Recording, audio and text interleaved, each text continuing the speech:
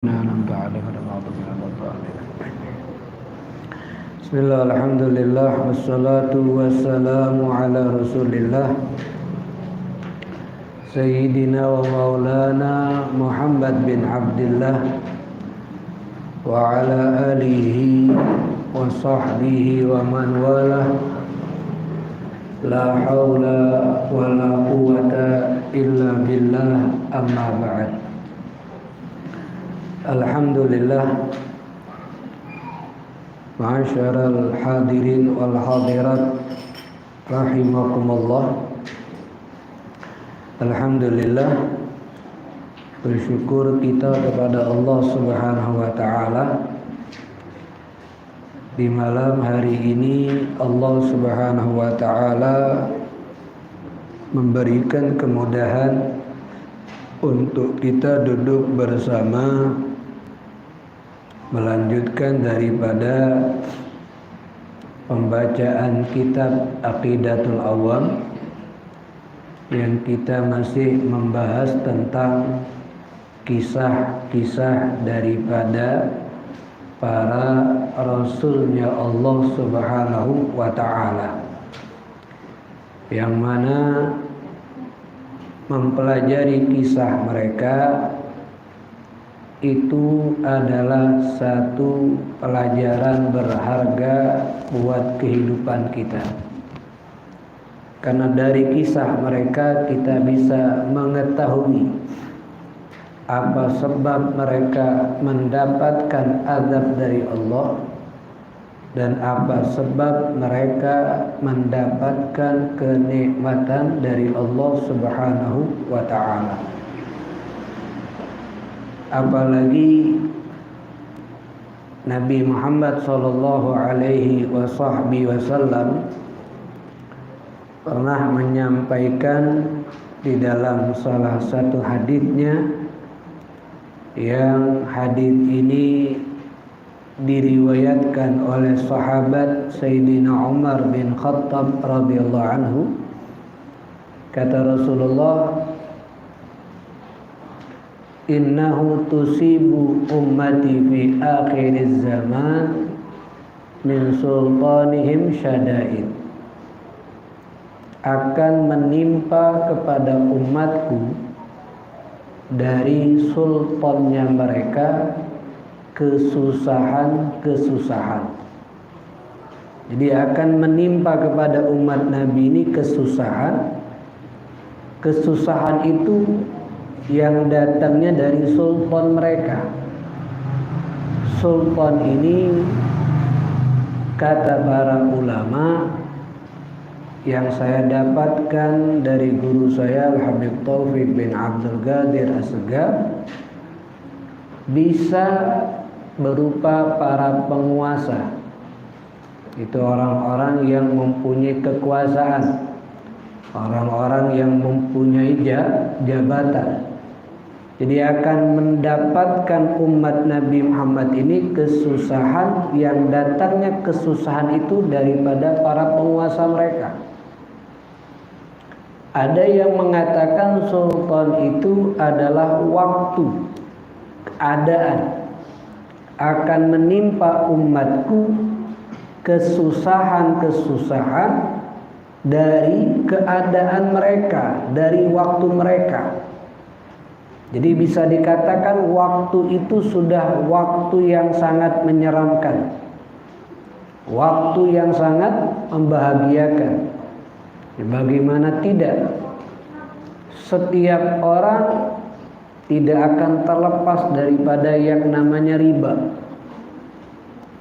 Pasti ada celah untuk jatuh ke dalam riba. Ini sudah zaman atau waktu membahayakan, dan itu akan menimpa umat Nabi. Atau kesusahan dari penguasanya, ya, seperti dialami oleh kita, susah. Yang datangnya kesusahan tersebut dari orang-orang yang menguasai. Sehingga apa kata Nabi, kalau sudah zaman itu muncul, la yanju minhu illa talat. Tidak akan selamat dari masa itu kecuali 3 orang. Jadi 3 orang ini yang selamat di masa seperti itu. Selebihnya tidak selamat. Siapa mereka? Pertama, rajulun arafa dinallah, seseorang yang mengetahui agama Allah, mengetahui ilmu syariat, dari ilmu fiqihnya, dari ilmu akidahnya, dari ilmu akhlaknya. Kemudian fajahada bilisanihi wa yadihi wa qalbihi. Kemudian dia berjuang dengan lisannya menyampaikan kebenaran, berjuang dengan tangannya untuk menegakkan kebenaran, berjuang dengan hatinya cinta kepada kebenaran dan orang yang melakukan kebenaran, benci kepada keburukan dan orang yang melakukan keburukan. Ini orang yang dikatakan sawabikus sawabik, yang mendapatkan keunggulan lebih tinggi. Karena 3 hal medan dakwah dia lakukan, dengan lisannya, dengan tangannya, dengan hatinya. Yang kedua, rajulun arafa dinallah, orang yang tahu agama Allah, tahu hukum Allah, fasaddaqa bihi. Dia hanya berjuang dengan lisannya, tidak berjuang dengan tangannya, hanya berjuang dengan lisan dan pakai hati. Yang ketiga, rajulun arafa dinallah fasakata, seseorang yang mengetahui hukumnya Allah, mengetahui agamanya Allah dengan betul, kemudian diam, tidak berjuang, tidak menyampaikan kebenaran dengan lisannya, tidak menyampaikan kebenaran dengan tangannya, tapi dengan hatinya dia cukup. Kalau melihat orang baik dan melihat kebenaran dia suka. Kalau melihat keburukan dan orang yang berbuat buruk dia tidak suka. Itu yang menjadikan dia walaupun diam menjadi selamat. Berarti dari 3 orang yang Nabi sampaikan, pertama, semuanya sama dalam arafa dinallah, mengenal syariat, mengenal hukum. Masalah yang berikutnya yang menyampaikan dengan 3 atau dengan 2 atau dengan 1 itu perbedaan seseorang. Tapi yang sama adalah mengenal ilmu syariat. Berarti untuk selamat dari keadaan yang sangat menyeramkan, dari orang-orang yang sangat menyeramkan, dari penguasa yang sangat menyeramkan, itu cuman mengenal ilmu syariat, mempelajari ilmu syariat. Kenapa? Karena di situ dia menjadi tahu apa yang harus dia lakukan, dan dia menjadi tenang bagaimana dia harus bersikap. Sebab apa yang ada di dalam agama Allah yang dibawa oleh Nabi Muhammad ini sudah semua dicontohkan oleh Rasulullah. Kalaupun tidak, apa yang ada di dalam Al-Quran dari kisah-kisah Nabi terdahulu juga bisa menjadikan satu pelajaran. Makanya mencari ilmu, duduk di majelis ilmu di masa-masa seperti ini itu sangat-sangat penting. Kenapa? Supaya bekal dan menjadi penyemangat kita untuk beramal, penyemangat kita untuk memperkuat iman, biar tidak mudah dijatuhkan oleh zaman yang menyeramkan, biar tidak mudah dijatuhkan oleh orang yang jahat, biar tidak mudah dikalahkan oleh penguasa-penguasa yang menyusahkan masyarakat. Jadi sudah diajarkan, kita sudah diberikan solusinya oleh Nabi Muhammad sallallahu alaihi wasallam. Maka kita malam ini akan membaca kisah Nabi Yunus alaihi salam. Nabi Yunus ini kalau di dalam Al-Quran penyebutan cerita beliau atau nama beliau hanya terdapat 4 kali di dalam 4 surat. Ada di dalam surat An-Nisa, ada di dalam surat Al-An'am, ada di dalam surat Yunus sendiri, dan ada di dalam surat As-Saffat. Tapi paling banyak cerita Nabi Yunus itu ada di dalam surat As-Saffat. Ya, kalau di dalam surat yang lain hanya beberapa ayat. Di situ Allah menceritakan tentang Nabi Yunus. Nabi Yunus ini nasab beliau yang diketahui dari ilmu hadits, ilmu tarikh, ilmu sejarah, ilmu tafsir. Beliau bernama Yunus bin Mattah. Kalau disambungkan nasab beliau itu bersambungnya kepada Bunyamin. Bunyamin ini saudara kandung Nabi Yusuf. Jadi satu ayah, satu ibu. Karena Nabi Yusuf itu punya kakak banyak, tapi beda ibu. Saudara kandung Nabi Yusuf hanya Bunyamin dari ibu yang sama dan ayah yaitu Nabi Ishak. Nah, Bunyamin inilah kakek daripada Nabi Yunus alaihi salam. Makanya semua nabi itu bersambungnya kepada Nabi Ibrahim. Bunyamin putranya Nabi Ishak. Nabi Ishak putranya Nabi Ibrahim alaihi salam. Allah Subhanahu wa taala terkadang menyebutkan Nabi Yunus dalam Al-Qur'an dengan namanya, seperti dalam surat As-Saffat, wa inna Yunusa disebutkan namanya. Terkadang Allah Subhanahu wa taala menyebutkan Nabi Yunus di dalam Al-Qur'an dengan sifatnya atau gelarnya. Seperti wadzannuni. Wadzannuni yang dimaksud di situ adalah Nabi Yusuf. Wadzannun yang disebut dengan wadzannun adalah sahibul hut. Orang yang masuk ke dalam perut ikan hut atau ikan paus yang besar. Jadi tergantung Allah. Terkadang disebut dengan nama, terkadang disebut dengan sifat ataupun gelar daripada Nabi Yunus alaihi salam. Nabi Yunus alaihi salam dakwahnya ke daerah yang bernama Ninawa. Yang daerah tersebut bersambung kepada negeri Irak. Yang diperintahkan oleh Allah untuk mengajak umatnya, orang-orang di daerah Ninawa itu memeluk agama Islam dan hanya mengesahkan Allah. Penduduk ahlu Ninawa itu yang dekat dengan Irak, jumlah mereka itu lebih dari 100.000 jiwa. Di orang yang tinggal di daerah itu lebih dari 100.000. Sebagaimana Allah katakan, wa arsalnahu ila mi'ati alfin aw yazidun. Kami utus itu Yunus ke daerah Ninawa yang jumlah orangnya lebih dari 100.000. Jumlahnya banyak, 100.000 lebih. Nah, sudah masuk ke daerah itu patung-patung berhala yang disembah oleh mereka.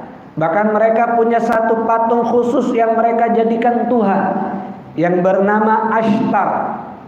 Makanya Nabi Yunus alaihissalam pergi ke daerah tersebut menjalankan perintah Allah untuk menyampaikan umatnya beriman kepada Allah dan meninggalkan kesyirikan. Itu meninggalkan untuk menyembah batu. Nah, ketika Nabi Yunus berdakwah, mengajak mereka untuk meluk agama Islam, mengesahkan Allah, meninggalkan menyembah patung berhala ini, mereka penduduk daerah itu tidak mempercayai Nabi Yunus. Bahkan mereka mengingkari dan terus-menerus melakukan kesyirikan. Dakwah Nabi Yunus tidak mereka anggap, tidak mereka penuhi. Sehingga Nabi Yunus alaihissalam ketika mengetahui dakwahnya ditolak, ajakannya tidak diterima, Nabi Yunus tetap bersama mereka dalam keadaan menanggung sabar karena gangguan yang beliau dapatkan daripada penduduk daerah Ninawa tersebut. Jadi Nabi Yunus tetap sabar, diganggu, disakiti, tetap sabar mengajak mereka, mengingati mereka, memberikan mau'izah kepada mereka. Karena sudah lamanya duduk Nabi Yunus bersama mereka, tapi mereka tetap mengingkari dan tetap melakukan kesyirikan. Bahkan itu semakin jadi seperti mereka tidak melihat, tidak mendengar apa yang disampaikan oleh Nabi Yunus alaihissalam. Ada riwayat Nabi Yunus itu tinggal bersama mereka untuk dakwah itu selama 33 tahun. Jadi mengajak mereka untuk masuk Islam. Tidaklah ada yang beriman kepada Allah di waktu 33 tahun itu cuma 2 orang. Ini Nabi, pelajaran. Nabi berdakwah, mengajak orang untuk beriman. Waktu 33 tahun. Yang cuma melok untuk beriman 2 wong dari 100.000. Ini sekian 0%. Tidak nyampe 1%. 2 orang yang hanya ikut beriman, selebihnya tidak.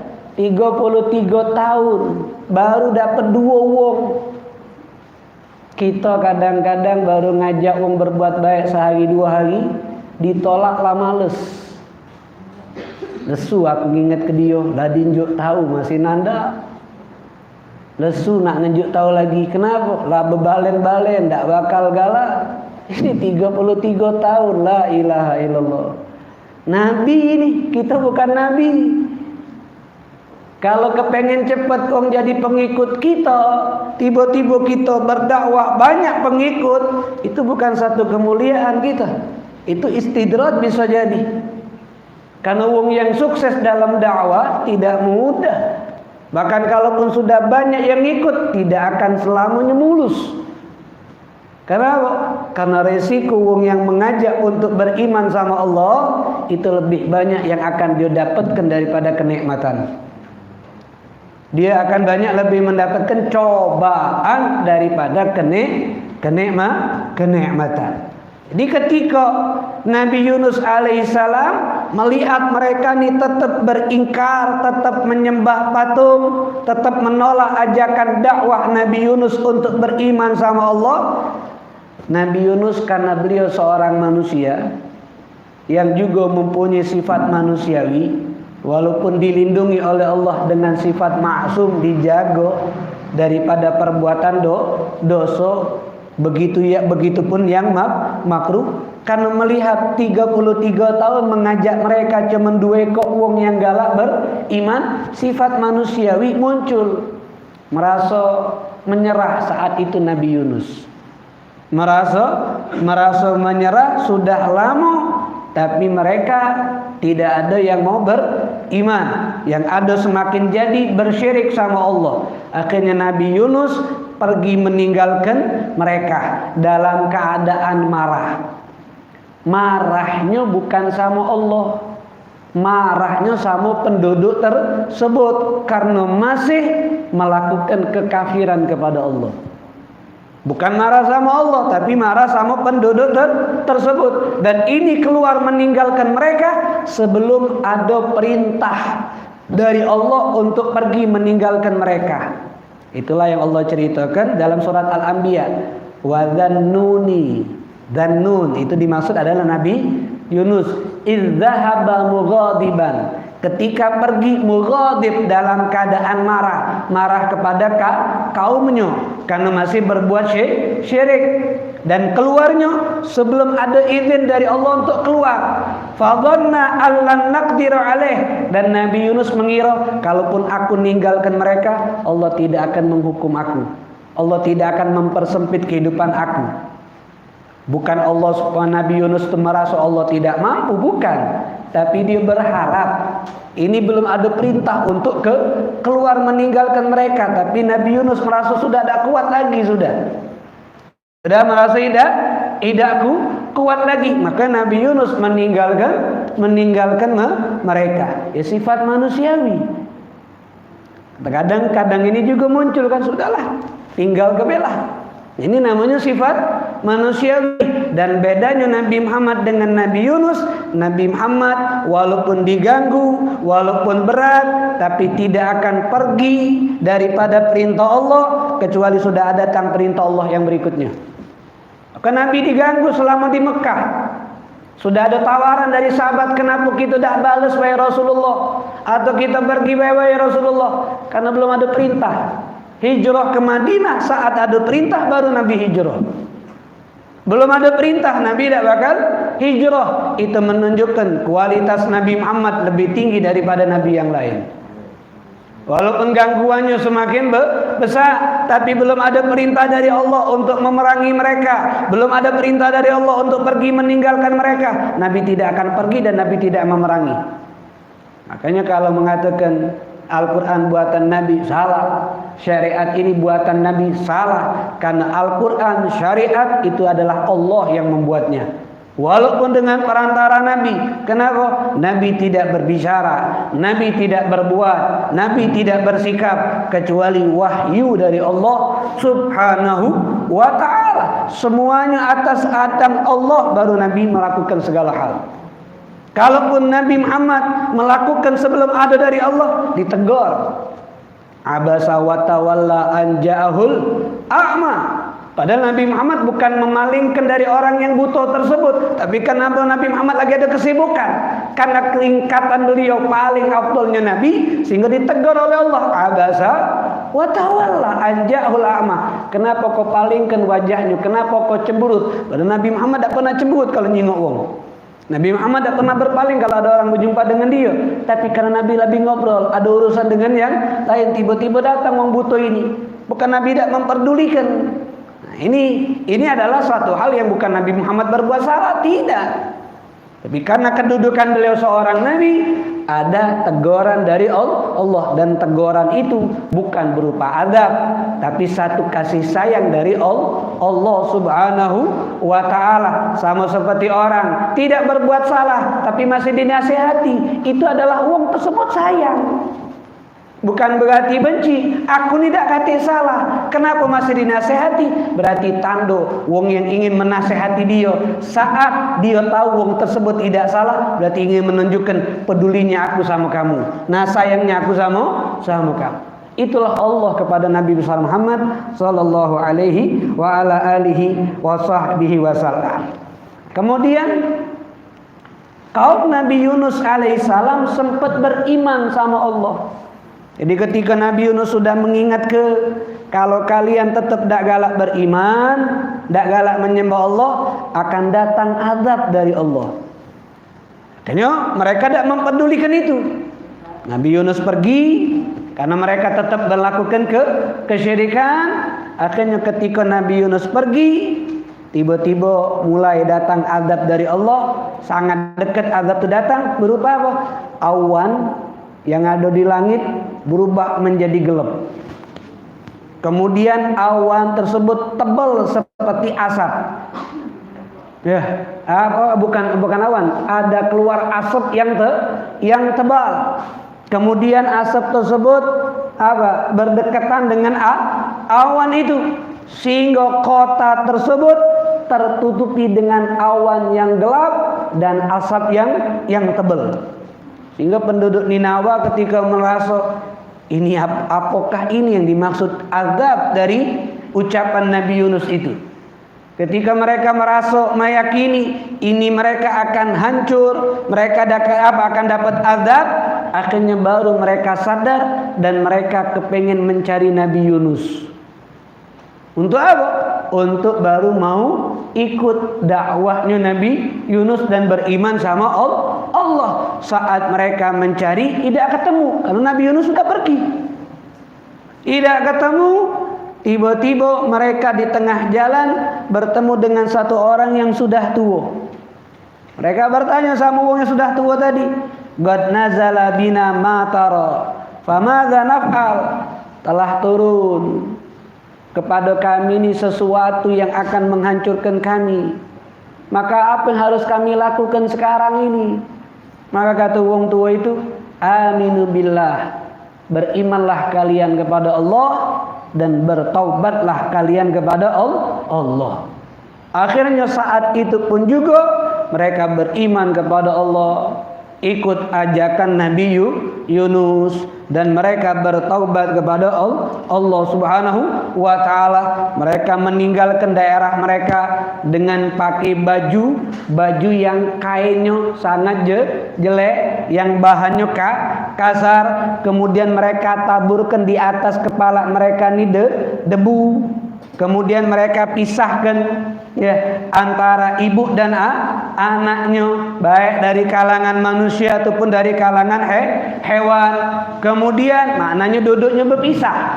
Lanangnya lanang, betino ya betino, anak-anak kecilnya melok rombongan ibu-ibu. Akhirnya mereka duduk bersama, mereka mengangkat suara mereka, berdoa kepada Allah, dan mereka khusyuk sambil mereka menangis. Yang laki-lakinya, yang perempuannya, yang mudanya, yang tuanya, bahkan hewan-hewan pun juga berteriak. Betul-betul semua mereka minta ampun sama Allah Subhanahu wa taala. Waktu yang sangat luar biasa yang mereka kembali kepada Allah Subhanahu wa taala dengan jujur. Walaupun karena ketakutan, mereka tinggalkan kezaliman yang pernah berbuat salah sambung, mereka selesaikan sehingga tidak ada pun yang melakukan kesalahan lagi. Setelah itu Allah mengijabahkan apa yang mereka inginkan, dibuka awan tersebut jadi terang lagi, hilang asap tebal tersebut, sehingga mereka bisa saling lihat, sehingga mereka bisa mengetahui apa yang ada di sekitar mereka, sebab taubat mereka kepada Allah Subhanahu wa taala. Jadi kadang-kadang azab yang Allah turunkan, bencana yang Allah turunkan bisa diangkat oleh Allah kalau penduduknya mulai beriman sama Allah dan taubat sama Allah dengan taubatan nasuha. Kalau masih ada yang belum mau berubah, maka sampai kapanpun bencana akan tetap Allah turunkan, musibah akan tetap Allah berikan, karena Allah tidak akan merubah keadaan satu kaum kalau kaum tersebut belum merubah keadaan dirinya sendiri. Kita dapat azab tidak bakal hilang kalau kita belum menghilangkan. Kalau kita tidak mau bertaubat sama Allah Subhanahu wa taala. Ini mereka sadar, walaupun sudah hampir mati baru sadar, lebih baik daripada tidak sadar sama sekali. Dan kita jangan nunggu susah baru nak sadar. Ketika diberikan akal, ada waktu, maka gunakan untuk kembali kepada Allah Subhanahu wa taala. Kemudian Nabi Yunus alaihissalam keluar kan, pergi. Ketika Nabi Yunus pergi, berjalanlah beliau sampai ke pantai, pinggir lautan yang kita sebut dengan pantai. Di situ Nabi Yunus mendapatkan sekelompok orang yang ada di atas kapal yang ingin berlayar.